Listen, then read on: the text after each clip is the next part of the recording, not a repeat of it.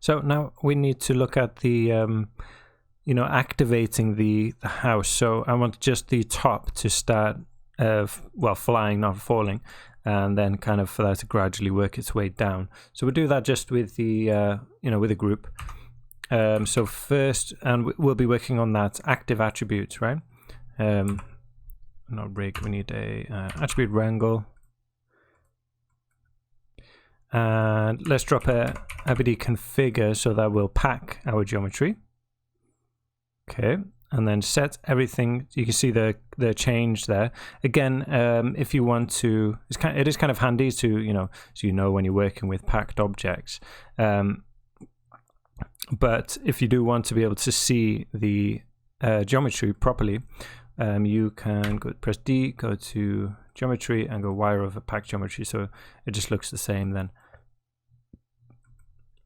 Except for, well, we lose that active attribute, but that doesn't matter. So let's start by setting everything to being inactive. Okay, I add active is 0. Okay, so active, I don't think you can put numbers in there, can I? Yeah, active 0. And then I'll do another one to set everything to active, but this will be, oh, look at that, does it automatically active to 1, but this will be based on a group that we're going to make now. Okay, so for that group we'll use a geometry, so let's grab a sphere. Okay, and let me template the house so we can see where our, the size of this. So we'll make it bigger. Let's make it a polygon with more frequency. Give ourselves some, because we'll add a mountain to this to make it a bit more of a interesting. I don't want it to be a perfect line that's being activated, so we'll just add a mountain. So we'll do it like there. So we have a little bit that's active at the start, and then it will move across. Let's move to like there. Okay. Oops. Not that 7 in this axis. There we go. Okay, so just to the front of the house there. So there you can see that we're intersecting a little bit. Let's drop a mountain. Okay. Give ourselves some more height. Bigger element size. So big lumpy features. Drop the roughness. You get these kind of harsh corners. Doesn't really matter since we're just making a group, but just kind of bothers me. But that's fine like that. And then a transform at the bottom here. So with this transform now, when I press this, you'll see the gizmos in the bottom. So when I scale, it's scaling based with this as the center, but I don't want that. So to change that pivot location, come here and just type $CEX, $CEY, $CEZ, and they are expressions defined that which give you the centroid of the object that you're working on. Okay, let's say scale up. Okay, so you can see I just write notes on nodes that are a bit ambiguous. Obviously, mountain here, I'm just adding noise. That's just making a sphere. Okay, so we don't need to. And here as well, configure. The rest of these don't really need notes on them because they only really have one job. So drop our group. Oops. Set this to points and plug this in. And the name of the group will be active. And it will be keeping bounding regions, bounding objects. So that has to be points, right? But that's perfect for us. Remember, everything, once you pack your geometry and going into the simulation, all the attributes should be on the points, velocities and things like that. Okay, so we'll animate the scale of this.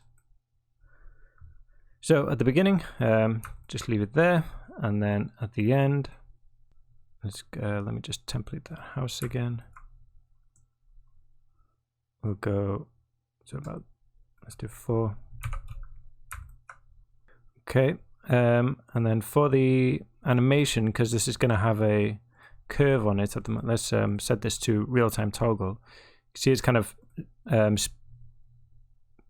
easing in and easing out. So if we go into the animation editor, space and H, and select both of these, and I'm going to do ease in 1.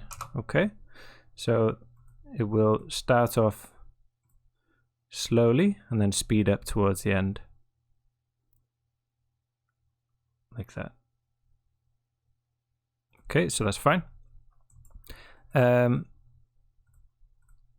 So we got our group. Let's set this to pick up that group. Now another thing I want is I want some pieces on the bottom to never become active. Okay, so we need to kind of work with this group to, because you know they're going to be active once they're inside the sphere, and I could try kind of we could find a way of kind of stopping the sphere from ever getting that low.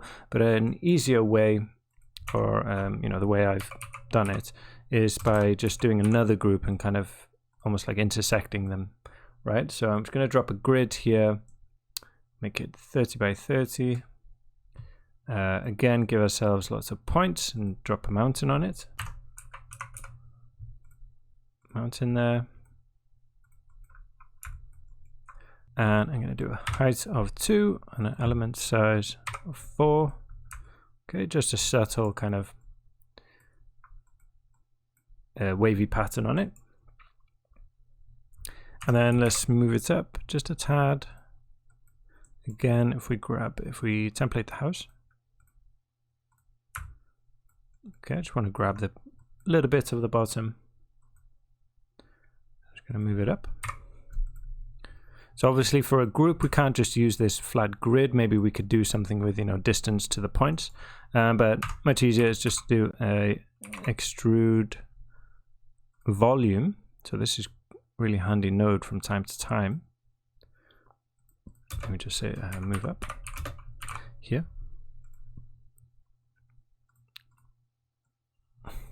Connect that up. And if we zoom out, you'll see what that does is kind of extrudes but doesn't follow. It gives you a straight line, basically, which is really handy. And this kind of flat base. Okay, which is great for doing groups. So I'm going to do another group here. I'm just going to alt click on that, plug that in down there, plug this in here to the right. And then what we do here is set this to subtract from existing. So we got the same name of the group. And what we're doing is, so it's going to take that existing group and subtract wherever I make the group that I make here. Okay, so we should be able to visualize it if we, let's see, color. I don't think color will work if we have, oh, maybe. Let's say that's active. Here's one. No. Oh, if we set this to points.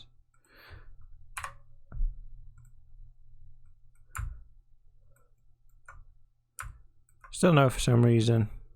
We should, well, let me just double check. We do have on the points active 0 or 1.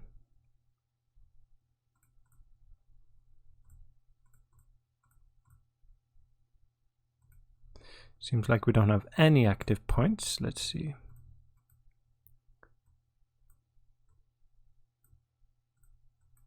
Oh, we need to go after this wrangle, that's it.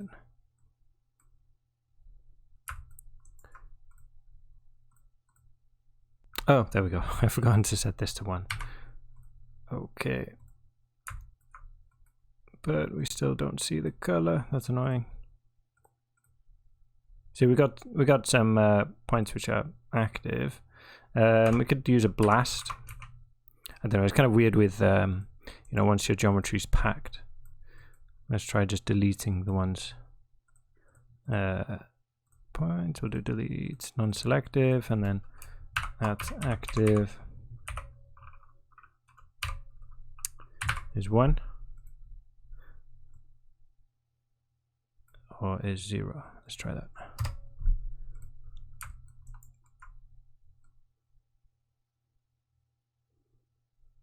There we go, perfect. So you can see once we get to the end, those bits on the bottom stay there, but you know the rest of the house will go like that. And what's nice is with this mountain is that we get things like that. You know, we get big chunks on the right that become active and they'll start flying away before these parts. Well, in fact, let's just watch it. I should go back to the first frame first, and let's just switch the gravity round, and we'll move the ground plane. So if we position it like 30 meters up or so, and we'll have to rotate it around. If you do it now, then you know everything is considered under the ground, and it will, I don't know what will happen. I think it will just kind of pop up to the top. So spin it round, and then let's come just like that maybe, and watch. Let's try a flip book from here.